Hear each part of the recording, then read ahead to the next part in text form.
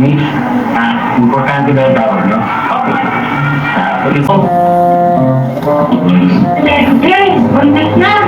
Yun. Tatlong buwan? Ay, paano ka lang eh. Nakita ko pa sa El Mundo eh. Panayan sa'yo ng bugalo. Alam ba? Ang kasaya. Ay, saan mo nata? Katanda na. Importante yan.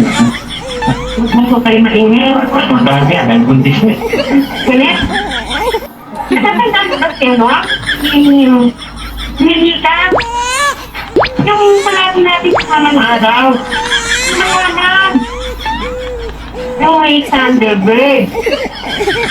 Ano ba? Yun. Kung alam mo kung saan siya makikita ngayon? Kita mo siya sa palengke, oh.